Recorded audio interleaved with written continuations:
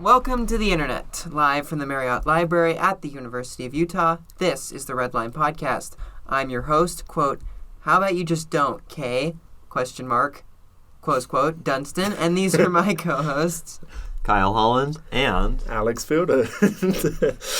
Today it's weird and wacky busways and light rail of Pittsburgh, Pennsylvania. All this after the news. I can't wait for the busway part. I'm really judgy about busways and bus lanes. I don't know why you're judgy about busways. Our BRT projects is why. That's not a busway. Exactly the problem. So you can't be mad because they have it better than us. You can't be mad about busways because they have good ones and we have I can absolutely be mad about that. I want real busways. Not even the Wish.com version. I did ride the UVX the other day and I will say, it sure is a bus. Yeah. Yep. Slightly longer, slightly faster, slightly more frequent, and slightly more reliable. Oh my god, it's like light rail on rubber tires. No, it's not. Shut the hell up. He was so mad at the UTA guy. But yeah. What was he when the UTA guy was like, yeah, I would say it's like 30 to 60% comparable to I would say I think he's correct when he says 30% in terms of economic development along BRT routes. Probably. Yeah. Okay, anyway.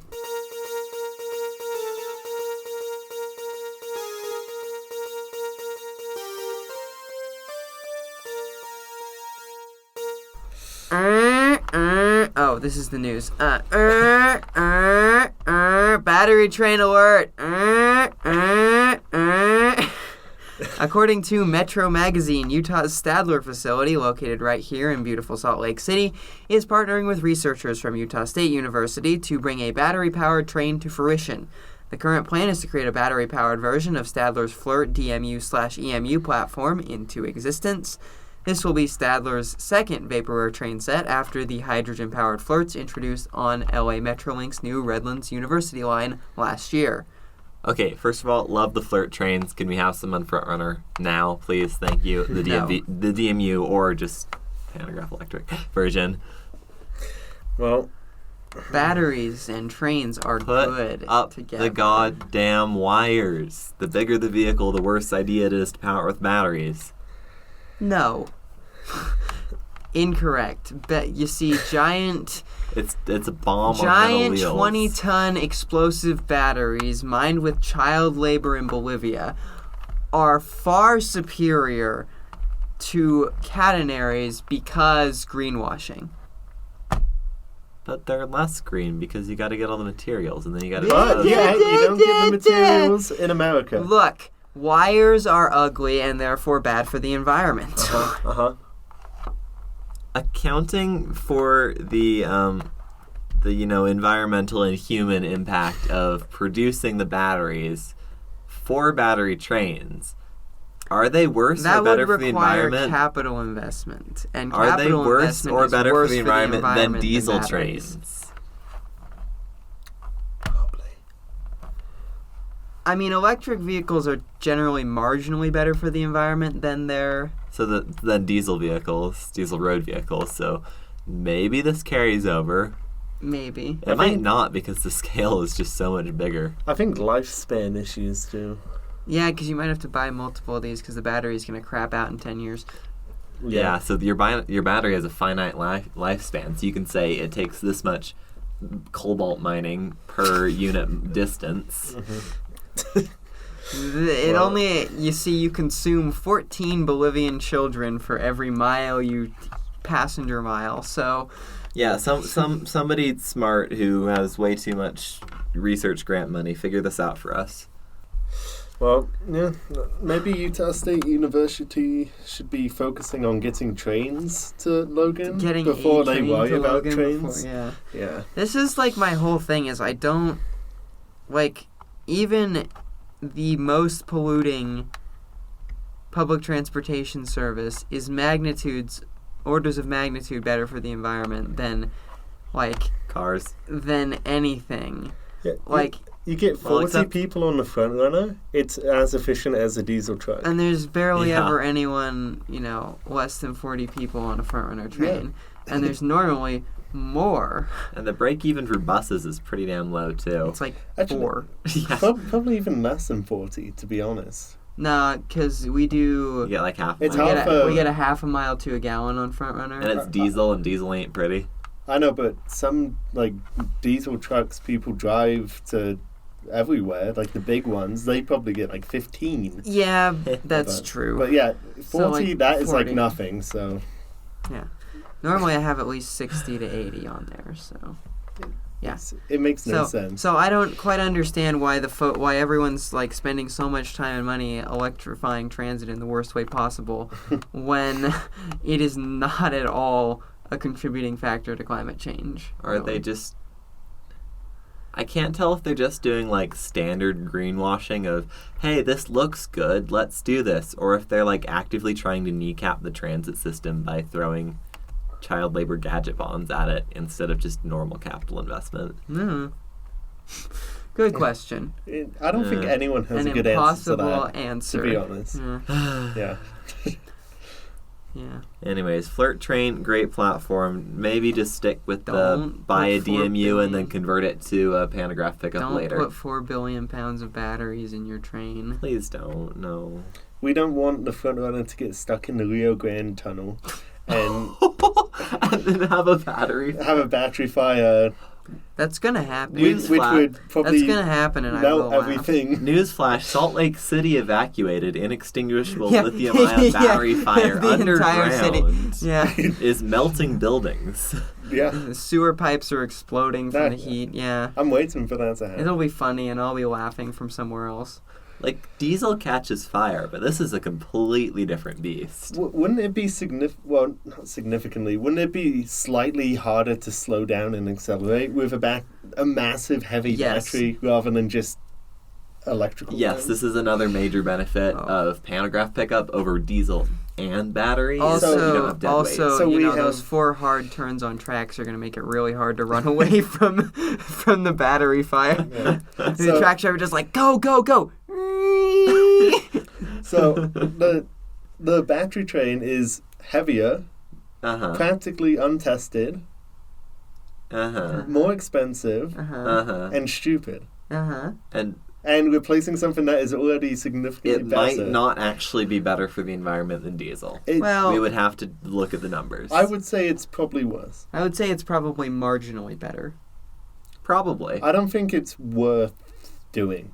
No. Yeah. It's almost certainly Let's not just say worth it's doing. not worth doing. It might be better. It's- It could be worse. It's not better enough to warrant the massive investment in changing our infrastructure There over you to go. it. That's Yep. a good way of putting it. And we don't want to be charging trains overnight, so.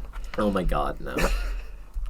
What if I would not want to have that job. opportunity charges What if at we every just what if station? we in order to save on all the dead weight, we just put the batteries off to the side of the tracks and used electric wires to transmit the battery power That into the train. sounds like You could some also keep the Tommy explosion Pinko hazard out of bullshit. downtown by doing that too. Put it in Daybreak. And you could also try out some creative new battery technologies that aren't as Hey, energy weren't we dense. supposed to have dinner? Oh no, that's next week. Yeah.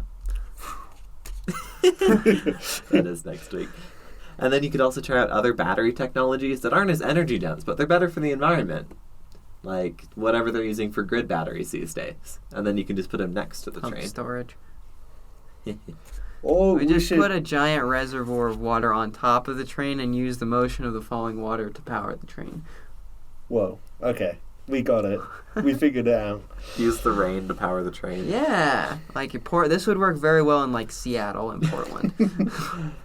although Seattle and Portland get way more sunshine than like anywhere in Europe. So like they get like 250 days of sunshine a year. So everyone there who's like being like, "Oh my gosh, the sun's never out here." Yeah, it's only out 3 out of 4 days.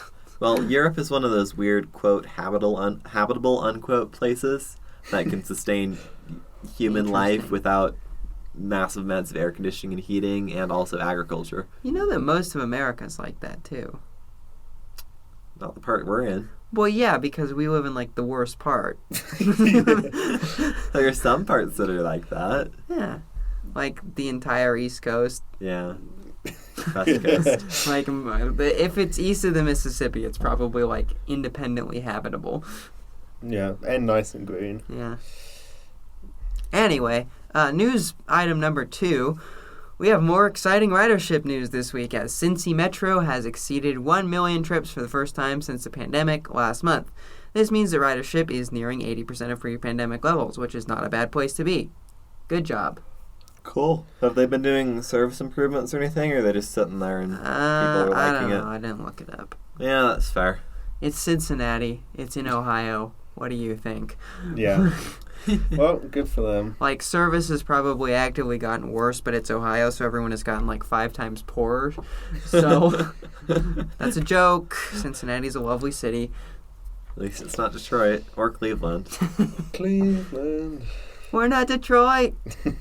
No, Detroit is greater than Cleveland, IMO.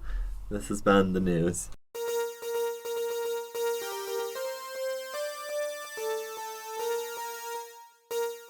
What is Pittsburgh? The answer to this question is Pittsburgh is the second largest city and metropolitan area in the Commonwealth, not a state, the East Coast is weird, of Pennsylvania. It's situated at the confluence of the Allegheny and You like that word, confluence. Monongahela. Yeah, confluence is a good word. I'm not denying that. I'm just saying you like it. I do like it. Yeah. So it's situated at the confluence of the Allegheny and Monongahela rivers. Pittsburgh is historically a very massive steel industry place, which gives it its nickname, quote, the Steel City. Downtown is actually on the wedge between the two rivers, which makes for a very unique urban geography. They basically call it the Manhattan. Golden Triangle. It does sound like Manhattan. It is kind of like Manhattan a little bit, yeah. It's just one of those early cities that was just in a good place for industry. Good city place, yeah. Well, because you can just, float like a barge full of generic steel number 64 or whatever down the river to the sea or whatever. So, well, I'm glad. And from the coal, you can float the coal from generic coal mine number 63 and generic ore mine number 64 down the river to Pittsburgh. So, I'm glad the nickname is the Steel City, considering it's a steel industry city. I feel like they were very creative with that one. Yeah. Yeah. Like, they're not as good at to tourism as Cleveland. I love Cleveland. Fun time in Cleveland today, Cleveland. Okay. Pittsburgh suffered from the same deindustrialization and depopulation as many other Rust Belt cities like Cleveland and Detroit, leaving its population at just over 300,000 today from a historic peak of 650,000 in 1950. Bring manufacturing back to the United States. Yep. I agree. Complete isolationism. I was going to say tariff the absolute hell out of overseas labor exploitation. No, we just invade Canada and Mexico and then eat the manufacturing. Seal every border with just like a fence and like as many missiles as the army has. Why don't we... Actually, that's fine. Yeah. I mean, I was thinking we could be like a major exporter instead of a major importer of assorted manufactured commodities. We are neither a major exporter or a major importer because we simply do not do either. Great. America. Heck yeah. Yeah. So proud. Yeah, I love to be American. So there's about 2.3 million people in the metro, which is like, why is every generic middle-sized American city 2.3 to 2.7 million in the metro? Because if they have more, they're notable, and if they have less, they're not on the list. But there isn't any 4 million person metro areas or 5 million person metro areas. There's 2 to 3 and then 6.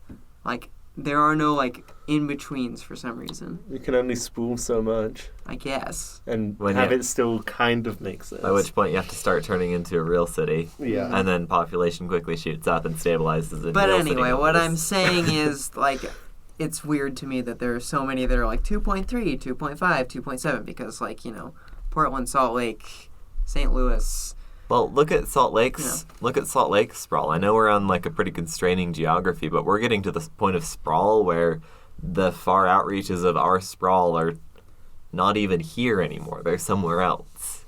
Santaquin. Is Santaquin a suburb of Salt Lake City? Yes. I know it is. But if there was another urban center closer to Santaquin... Like Provo? Then it's no longer meaningfully a suburb of Salt Lake City if people aren't commuting from Santaquin to Salt Lake. But they are. But they... Rest in peace. They are, though, is the problem. Rest in flipping peace. Santa Quinn Frontrunner extension never.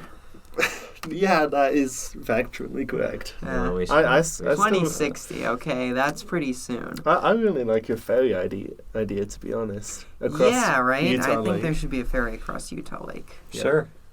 Anyway. That sounds fun. So, also... It dredges the lake as it goes. It also should be noted that Pittsburgh is located in an extremely mountainous part of the country, nestled amid the rolling hills of Appalachia. These geographical constraints make it a very interesting place for transit in terms of geography because, kind of hard to build more lanes when instead of, an open field filled with poor people's houses, you have just a mountain. Well, I mean, if you're the Swiss, you just get tunneling. Yeah, but they don't build that many road tunnels. No, they really don't. They build lots of rail tunnels because they're better. Someone had to say I need it. to finish college so I can move overseas. Good plan. Yeah. You should do that as well. This country's going to shit. I like this country more than other countries. What about Canada? That's not overseas, though. It's a different country. It is a different country. Barely. Kind of. Barely. Yeah, which is why I'm bringing it up. In the ways that matter. And the quality of Canadian cities, with 3 exceptions, is generally lower than the quality of American cities. Not talking in terms of transit, just in terms of the city. I think I'm just gonna stay here. It's a big enough country. Just move to a good part of the country. I want to move to the east, maybe. Yeah, fair. West Coast, best coast, baby. Oh, we'll see. I need to go to the east before I think. Yeah. So that's true. I've never really been to the East Coast, so I should probably make it out there for more than just 7 days in DC before I'm yeah, I'm never gonna go there because I hate them. Yeah, I know. All right, time for same old streetcar story. Yeah, so transit in Pittsburgh began the way it did in almost every other city, with a horse-drawn streetcar line that began operation in 1859. The initial line carried passengers east from downtown to the intersection of Penn and 34th. It was a big hit, and similar service soon spread throughout the city and region. Cable cars were tried, and then everyone realized that's a stupid idea, and they just did overhead electrification. Nice. I agree. Should have done third rail, but should have done a right? Third rail streetcar. When? We have them. They turn off the third rail that they're not over or whatever. We're in a building with a third rail. This is true. There's a third rail in here? Yeah. The book retrieval robot. Yep. It runs off a third rail? I thought I sent that to you. It runs off a third rail. Oh, dear. I guess I just sent that How to many you. primary rails does it have that aren't the electric rail? There's going to be a third rail. It has one each. One on each side or one per Well, robot? one Monorail. in the middle, Uh-huh. and then it has wheels on a beam above. Monorail. So Monorail. it is on a rail. Monorail. I was doing The Simpsons. I thought, yeah, okay. Pittsburgh was also a city of inclined planes and funiculars, which were necessary on the steep slopes surrounding the city. There were as many as 24 operating at one time, and 2 remain to this day in active service. Nice. Okay. One of which is transit useful, the other one not so much. Avenues funicular one. The avenues aren't steep enough for a funicular. Not steep enough? Uh-huh. What? What do you mean? They aren't that steep. They are steep. You could put a regular streetcar. You could on the lower they're avenues. They're too steep for adhesion. Going straight up the hill. Sand? I think you might change your opinion when you learn about some of the grades on Pittsburgh's light rail. Oh, do they break that 7% barrier our Siemens boxes are capable of? Guess what the highest incline on the Pittsburgh light rail is. 10%. 12. Maybe 12. 12.5. What? Okay, what are we doing? It's on with a disused section of the tracks because they don't use it anymore not because they can't use it, but because they had massive service cuts a while ago. But how? Because adhesion light rail is capable of higher inclines than most people think it is. Okay, what are we doing with our stupid University Hill curve or something? Yeah, why don't we just have it straight? Because then it would have just run through a whole bunch of buildings. And No, it wouldn't just have. run it on 400 400 all the just way. keeps going. Yeah, it keeps going. It's a That street. It does. I don't know what the elevation is. It's because it's not desirable to build a 12.5-degree incline on a light rail, I assume. Like, well, if we're just thinking about... Guess what's also not desirable? Maxing out the grade of your vehicles on a curve. Which is probably actually more dangerous than just a straight, my question is why incline. they didn't ever just build a subway. That would have made way more sense. Because that's illegal in the U.S. of A. Oh, my bad. Yeah. Okay, anyway. After 1920, trolley ridership began to decline, slowed only by the Great Depression and Second World War. We've heard it a billion times. Yep. Competition between the 33 different transit companies serving the region. Wait, 33? I love America. Okay. God bless America. I love this country so much. We should return to this. 33. 33. So, and think, the population of Pittsburgh at the time that we're talking about here is the entire metro is less than 1 million people. So, per capita, there are, I don't know, 50,000 people per transit company. Or less. I mean, that's about the minimum size of transit agencies you see around here today, so why not? Yeah, good for them. Balkanization good, actually, question mark. I mean, if it keeps quality up and prices down, sure. Well-regulated free market. Yeah, and sort of a funny story from this is competition was so intense, after the 1940s, that people would, literally, cut off streetcars with their buses, steal all the passengers, and then run off. What? This is stuff, they were having, basically straight-out, brawls in the streets over getting passengers for their streetcar company. It would be so nice to be desired by a transit agency. Instead of, expected to just ride as a poor, Yeah. So, that's a fun fact. Also, they had different fares, so you couldn't, you'd have to pay fare to, 4 different agencies, 4 different companies to get down the street. Sounds like Japan.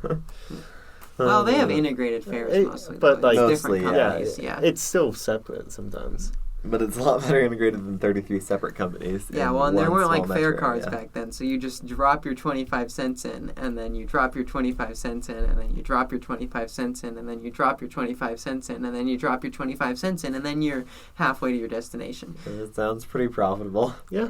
I like money. Money good. Yeah, so then in 1956, the Pennsylvania legislature established the Port Authority of Allegheny County, which was initially tasked, as should be obvious from the name, with operating port facilities in Pittsburgh.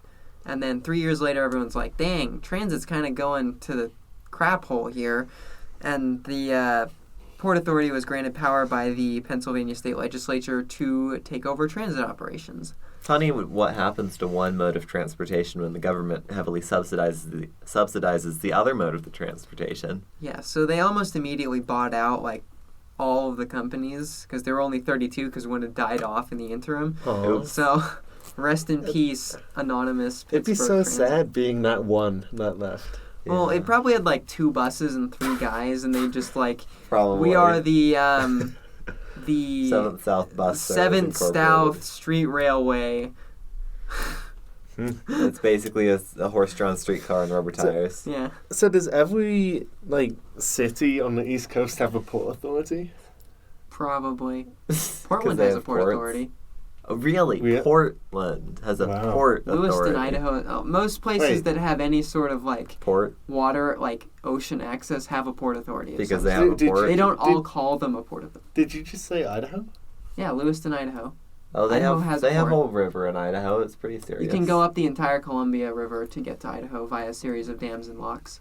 Jeez. Fancy. So they export grain straight from Idaho down the river. America, cool. Geographical superpower. Real legitimate. River rapid transit. Also known as ferries. Yeah. Or water taxis. That's a thing as well. That sounds cool. Water taxi is not actually a taxi. It's just a bus that goes on the water, basically. So, a ferry is an equivalent of a water train. A water taxi is equivalent of a water bus. I just had an idea.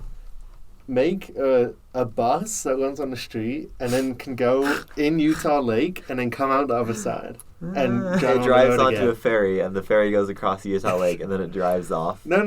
It's like waterproofed. It's watertight. We're having very... So it turns into a boat. It's like from the Oregon Trail video game. Like a submarine. I haven't played it, but It just drives on the lake bed. One of those things you can do. That we paved over, yeah. Yeah. I think the one trouble with a Utah Lake ferry is that the Utah Lake does occasionally freeze over in winter. Okay, then you just drive a bus over the surface instead. That sounds like a good idea. Or, yeah. If you put enough wheels on it, it'll work. Just a regular bus, just kind of trucking across the lake. Logan Millsap rode his bike over the lake, so I figured you could fall take in. a bus. That's good. Anyway, so they took them all over, and they became the T, also known as the Port Authority of Allegheny County. Oh, it should also be noted that, I forgot to mention this, all of these trolley routes we were discussing are tracked in Penn trolley and not in standard gauge, which is different. Okay. Remind me, Penn... It's slightly different for military. It's slightly different, yeah. It is track gauge in the United States. Portland gauge. 5 feet 2.5 inches. So why? like 6 inches larger than standard gauge. Was that just to be difficult? No, I'm sure there's a good reason. The reason the Spanish have, Spain has. I'm sure there was a good reason in 1890, even if there isn't one now. Yeah, but anyway, so yeah, it's 5 feet 2.5 inches instead of 4 feet 8.5 inches. All right. So awesome. Great. The T, not to be confused with the T. Or the T-Bahn in Stockholm. So the consolidation of 32 competing companies into a single entity was no easy task, but the Port Authority managed it, and by 1964 was laying out plans for the future of transportation, and rapid transportation especially, in Pittsburgh. They increased ridership by 10 million in the first year by being smart and also extending service to the suburbs. Wow. Really? By running good service, you get ridership? Yeah, instead of having 4 competing bus routes down the same street, you just have 1 bus route down the same street. Efficiency. Oh, please don't tell me they lost their brain. We will see. We'll get there. We will see. So part of the rationalization that this entailed was a phasing out of the streetcar system, as it was deemed that they would become too expensive to operate due to deferred maintenance by the 1970s. They also bought 150 new buses and rolled out a brand new branding, which was called mod branding, because it was the 70s and things were special. Yep. That featured a more distinctive lined design. Yeah, that's very 70s. So instead of, just like a solid stainless steel bus with like a panel with one color, they had multiple colored lines. I've seen the 70s UTA buses. That was the shit. It looks kind of 70s. Like that, yeah. Those are sweet. Yeah. So they also took control of a commuter rail line to Versailles a few years later, which would run until 1989, and ridership continued to grow into the 70s and early 80s, spurred largely by the price of gas. Ridership peaked at 112 million riders in 1980. Well, that's big. That's good. That's very good. Yeah. Yeah. What's the annual rides per capita? I don't know what Pittsburgh's metro population was at the time. I can look it up. Yeah. Demographics. So in 1980, there were more people than there are today. That's always a good sign of a healthy region. That's a good sign of cheap housing. That's like 45 or 50 rides per capita. Pretty mid, but for a recovering agency, that's all right. 1,112 divided by 2.4. 46 rides per capita. All right, sure. That would be one of the best cities in the country today, for reference. Good recovery. Cool. So continuing on, in the 70s, the Port Authority also began laying plans for a whole new higher capacity transit system that would come in the form of light rail and BRT busways. Wow. Question. Okay. The first busway, which was known as the South Busway, was opened in 1977, running, surprisingly, south from downtown to the suburbs. Really? Yeah. I call CAP. It probably went southeast or something. Yeah, probably. Well, it does, actually, but, it goes south, so. More south than north. Misleading title. This is communism in action. Free speech warriors unite. So it was the first of Pittsburgh's modern light rail lines would also run through the Mount Washington Tunnel, which carries the busway and accompanying light rail tracks under the steep hills to the south of the city center, which they previously just climbed over. Old tunnels for the win. Well, yeah. The Martin Luther King Jr. busway would open in 1983, running from downtown to the eastern part of Pittsburgh and its suburbs. Its initial operating segment was extended further into suburbs in 2003. 2000. Yeah.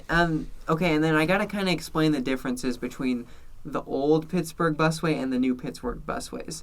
So the old Pittsburgh busway was designed very as a commuter service, right? Your bus comes in from insert suburban municipality, gets on the busway, and just zooms downtown, right? So kind of like a little 2-lane bus highway. Basically.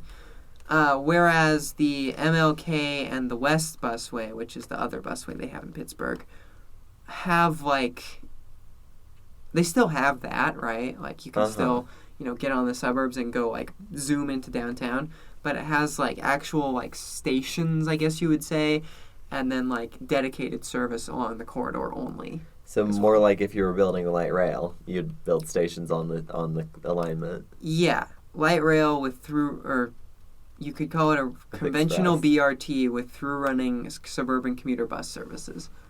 Because, believe it or not, running many different routes on your busway is good. And the entire point of a busway. So is the tunnel just for the bus and the light rail? Mm-hmm. And it's probably faster than driving then, right? In bad traffic, yeah. Okay. I mean, Pittsburgh's light rail is excruciatingly slow for a lot of its runtime, but yeah. Okay. And then Pittsburgh's modern light rail system, known as the, quote, T locally. Not to be confused with the T. Yeah. Began construction 3 years later in 1980. The first section of the downtown subway began service in 1985, when trolleys had still not ceased total operations, but they were going to be, replaced by this. So Pittsburgh's trolleys ran into the 80s, which is an interesting fact. And then they were replaced by the T. And then, as we noted, there's a downtown subway, which is... some high-budget crap. Good for them. It was very expensive. Yeah, always is. Yeah. And then they completed the first line to Beachview in 1987, followed by an extension to Library in 1989. And this is all just following old trolley routes that had never really discontinued, but had been kind of mostly disused. So... nice. There you go. Yeah, so it runs, grade separated downtown on the street in the suburbs. I mean, as long as it goes fast. Does it have priority at all? Yeah. Kinda. Okay. Okay, by the point they have a downtown subway, why it no go fast? Also, they have a disused subway line. What? Which goes from the main downtown subway to their Penn Station. What? Why would you not use that? That seems like a very valuable route. Because the Brown line was killed. Bring back the Brown line. Yeah. Well, we couldn't. Well, you see, we got to run everything to the sports complex on the other side of the river. We couldn't, run one of our 3 interline lines into the Penn Station. That would be against God and Jesus. That would be normal. Yeah. So anyway, not great. Also, the Brown line existed for a while. It kind of bypassed the Mount Washington Tunnel to run from downtown and then over these crazy grades through the Brookline neighborhood, which is a very dense area, and then down back onto the regular alignment. Wait, so the Brown line had the 12.5? Yeah. Okay. Brown line had the 12.5 grades. I still don't understand that. Yes. Another thing that's kind of interesting about Pittsburgh's light rail is that it has a lot of trolley stops still that aren't full stations. That sounds so accessible. So it has mixed boarding. Some trains have stairs from ground level. Other trains have level boarding and stuff. So I mean, we have that. It's dumb. Okay. It's kind of interesting. Not ideal? No, probably not, but it exists. Classic old system, having poor accessibility. Yeah. And then they had to use the Beachview line at first rather than the Overbrook line, which is a different light rail line they have in the suburbs, because the latter had fallen into severe disrepair. But it was rehabilitated in 2004 and returned to service. So, Pittsburgh's light rail is kind of weird. Okay. Yeah. Moving on into the future, there was a strike in 1992 which further depressed already struggling ridership. Makes sense. This is why agencies need to actively negotiate with their unions to resolve issues like this. Well, this is why we simply don't let transit workers strike. It's clearly the best solution. Yeah, that is the best, yeah. Yeah. Cool. While we're at it, can we also put, like, hard caps on, like, agency executive pay? No. Boo! How about no? Yeah. And go screw yourself. Come on, they deserve all the money they can get. Yeah. Oh, okay. Workers should get nothing, and we should pay consultants $1 billion extra to over-design our subway. Which will cost us $1 billion extra on top of the $1 billion that's we paid. That's how it should be. Yeah. That's just how... That's the way God intended in the United States of America. Stop saying that weird mumbo-jumbo. If we're gonna have corruption, can the money at least go to, like, good American union jobs? Nope. It's called corruption for a reason. Right, if the money went to good American union jobs, it wouldn't be corrupt. It wouldn't be corruption, would it? Pittsburgh's latest busway, the West Busway, was completed in 2000. Which way does this one go? Probably southwest. It goes, probably southwest. No, it just goes south. It just happens to be in the west end of the city. Oh, you're killing me.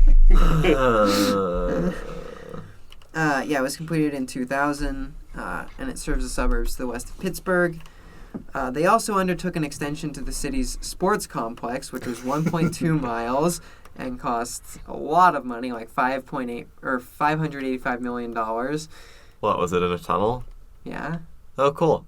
Good for them.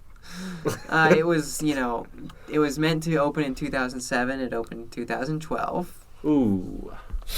Yeah. Okay, well... You do have to have it to a sports complex for the game that happens once every few weeks, so... For a third of the year. Yep, yeah, that's essential. You need a full grade-separated line for that. Just be us and have your sports venues at places where other things are also. Not for long. Not for long. Yeah, get those bees to daybreak. Yeah. Get everything out of the dirty city filled with poors and losers. Mm-hmm.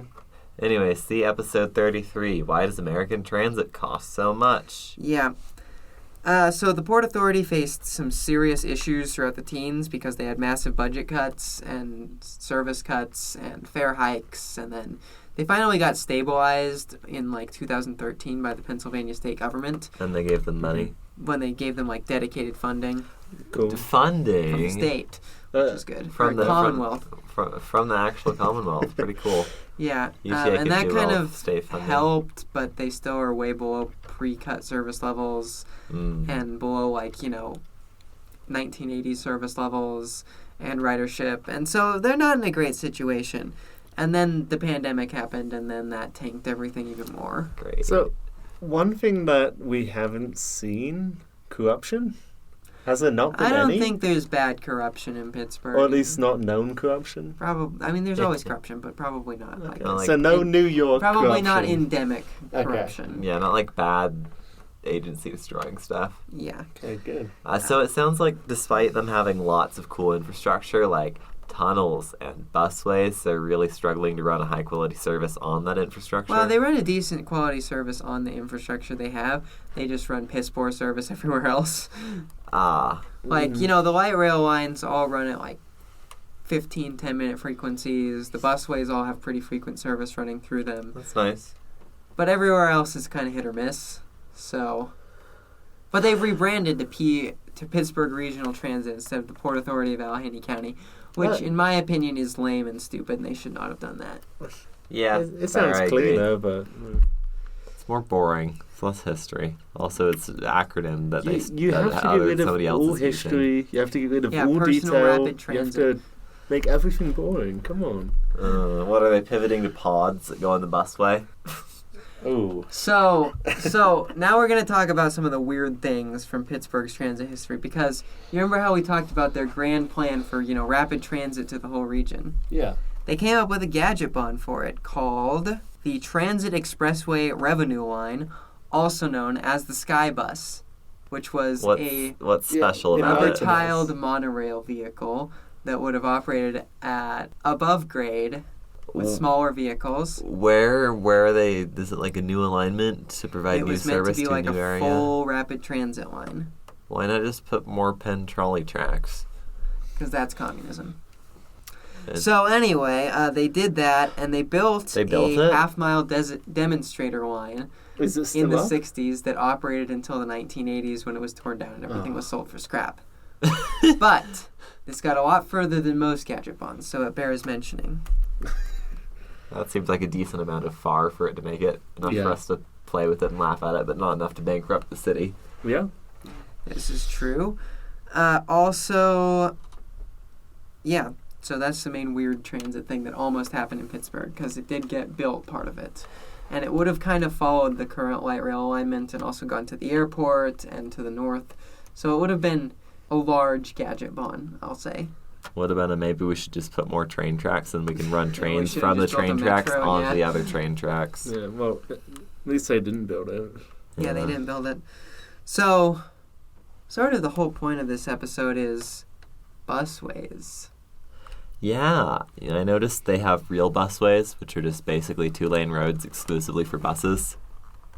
Yeah. That's it. Instead of weird bus lane. BRT, unquote. Awesome BRT I saw today. Yeah, OGX. Okay, hypothetical. Insert city wants to have a busway system, right? No, they want BRT because BRT is the best thing, and it's light rail. Smart city wants busway. It costs cheap. Okay, insert city wants to have a busway. They want their buses to be able to, make it to the CBD without going through this, that, and the other thing. Yeah. Where the hell do you find the sort of corridor you need for a busway? Real corridor. What if that's taken because you already have trains in it? Get rid of the trains. Bustitution. Bustitution. Yes. This is actually what happened with several lines in Pittsburgh, is they got old trolley lines replaced with busways and such. So. Are they ever going to change it back, or? Look, the thing everyone loves to talk about when they're advocating for BRT is we can turn it into a light rail system someday, trademark. Yeah, why build things once when you can build things 2 or 3 times? Exactly. LA has now built the El Monte busway 3 times, and now they're actually going to turn it into a light rail because it's way over capacity. So it makes you think you should have just built the damn light rail line in the first place. Or better yet, not a light rail line, a normal rail line. Subway line. We should build the 200 South streetcar instead of... Yeah, because we need, redundant rail infrastructure 2 blocks apart. Yeah. Yeah. Then you could do a construction detour, although you grade separate the main thing. You make me want to kill myself right now. I hope you know that. All right, put the tracks on Main or State Street. Run all the trains over there, and then dig a giant open cut trench up the central corridor and put the tracks in the bottom. Weak.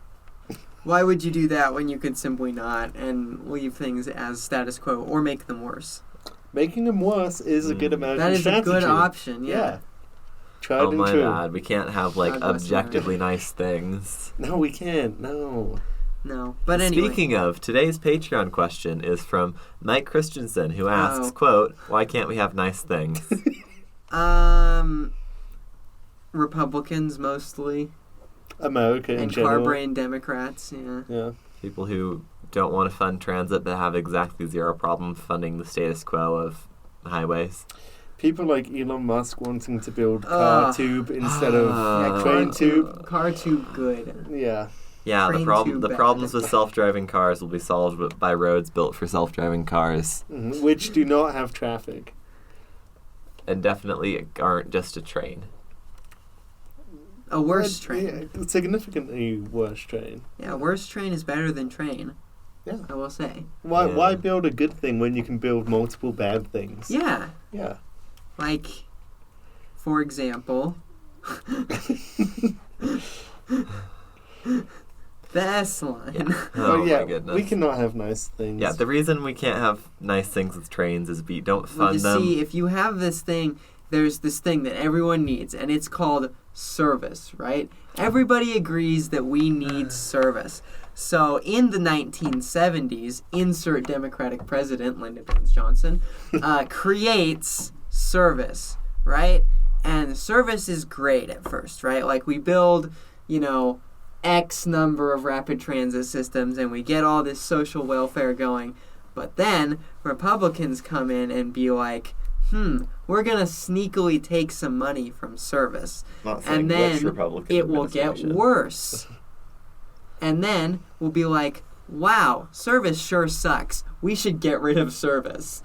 And that is how everything goes in American politics. And that is why we can't have nice things. Yeah. Great.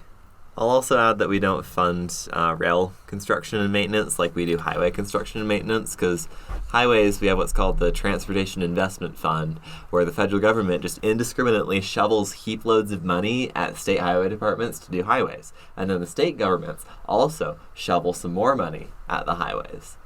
And then the highway department is just like, oh, we got another $1 billion this year. What are we going to do with it? Expand I-15 to 43 lanes each direction. Yeah. If we funded our transit agency, specifically rail, like we did that, and just say Utah had $1 billion every year to spend on rail construction. You know what we need? What? Interstate 115. Just replace 7th East with a freeway. That would be a spur route, yes. That would be the correct number, unfortunately. I know. It almost happened. Oh? Ooh. It's going to be tunneled through downtown and then emerge in the rest of the city to spew toxic pollution everywhere. I'm glad we didn't turn into Boston. Boston. I had a hypothetical question for you guys. Yeah. If you could go back in time and kill Henry Ford after he invented the assembly line process, but before he invented the car, would you? No, somebody else would have done it. Because he didn't invent either of those things. Oh. Okay. Somebody else would have done what he did. I mean, he certainly applied assembly line technology to the car. To the car. Yeah, I got invented by a German guy. I got my history wrong, yeah. Yeah, maybe let's cut that out. I wouldn't do that because somebody else No, would it's do funny, it. though. What I would do you can is... play it off as you were being ironic. Yeah.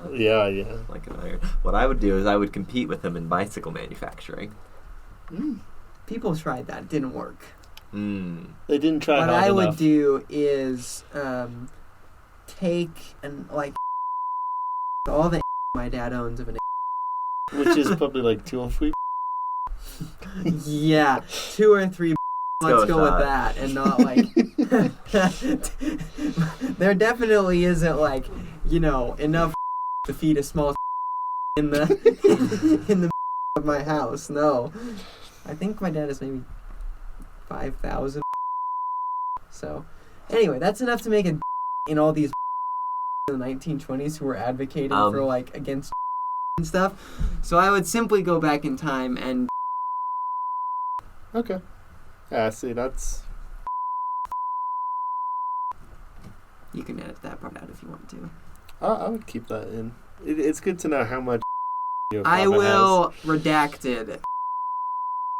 Using YouTube redacted. friendly, yeah. Using redacted. We love the 1,000 hertz tone generator. Yeah. Yes. I'm gonna get bleeped. Yeah.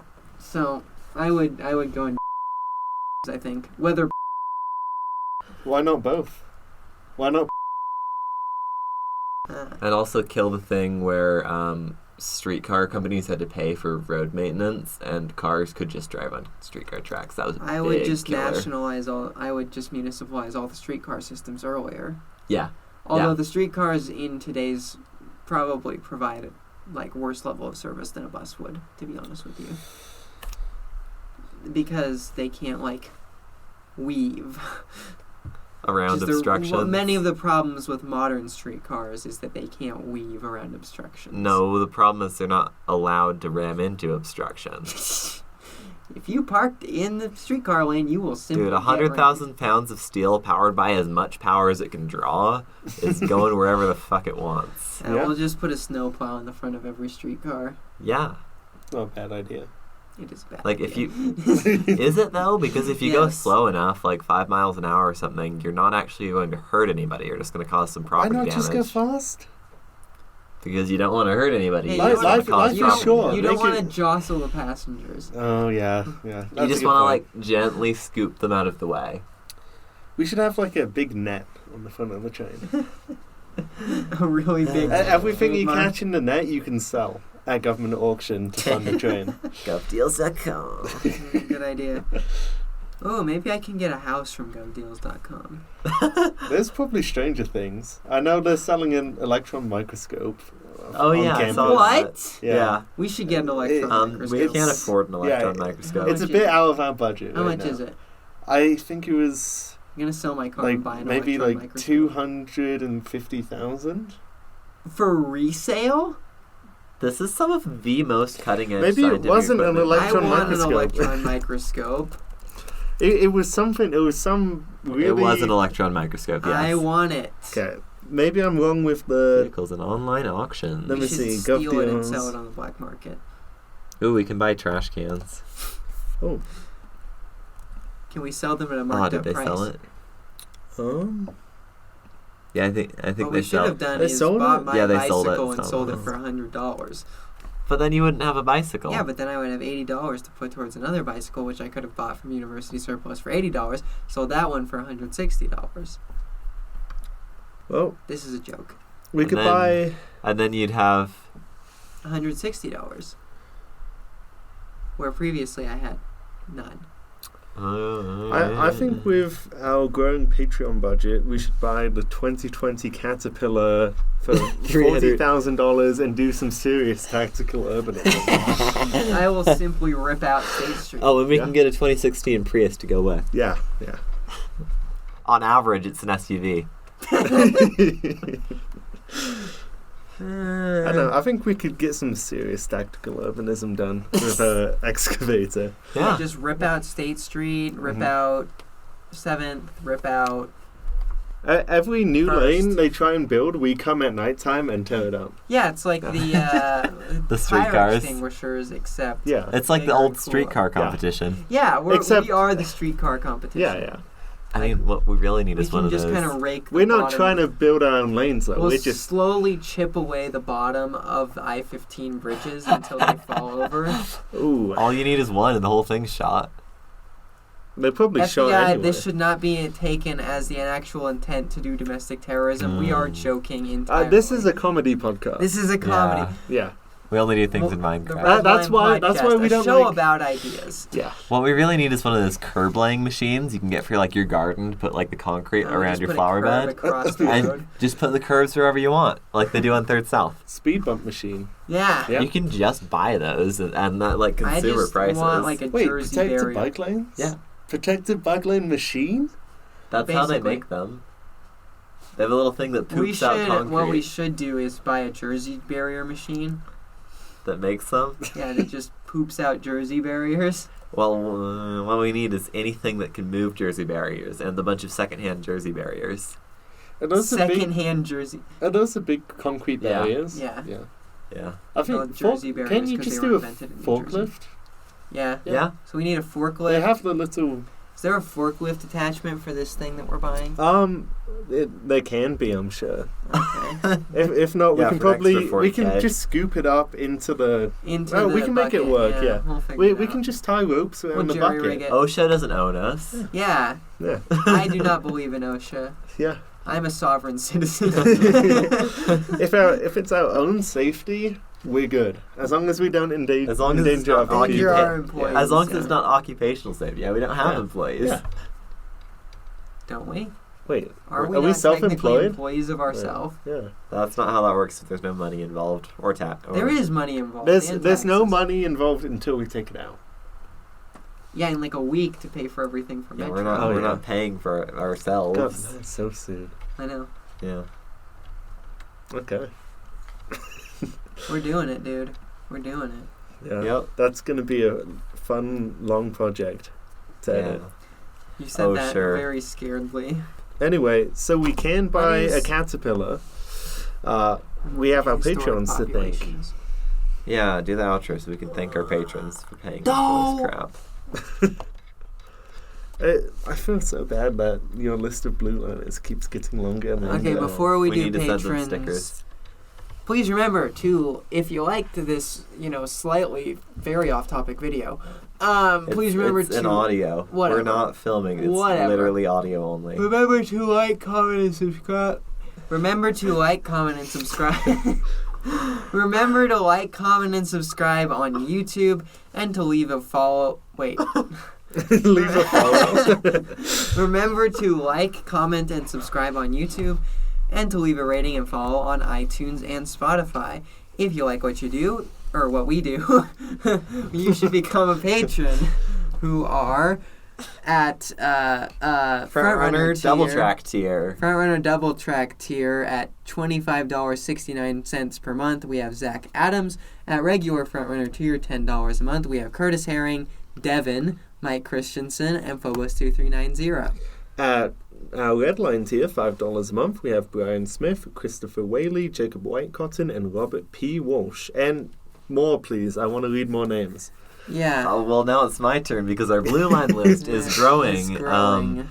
Much faster than the blue line on game day. Yeah. We have Just Cuz, Alex Stokowski, Bradley Bondi, DJ Will Watkins, Hi, Will. Ethan McDonald, Gonzo12, Jack Dean, John Heron Gorman, Martine Hecker Martinez, Old Trolley, Patrick Salas, Scott Harris, and Seth.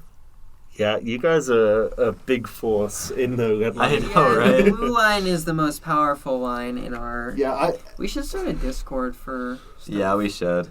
And you get like a special... Yet another urbanist has a Discord. We should have a Discord. I mean, I just want it so I can be annoying about things to people, mostly. That's That's a fair. good reason. Like, me just being like, look at this apartment I found.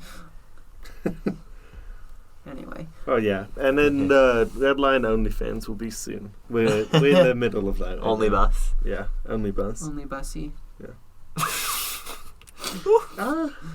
Not bad. We're going to get removed from YouTube because of me this time, aren't we? No, I don't know. YouTube does not care about us. Beep. Yeah, you can beep everything if you want. Yeah, I can't do that. It is kind of funny. Redacted. Just beep with our Patreons. Yeah. Well, thank you guys. You're literally keeping the lights on in here. No, they're not. We're keeping the lights on in here. We pay tuition. We pay mandatory student fees. Yeah. Including It's our true. transportation fee.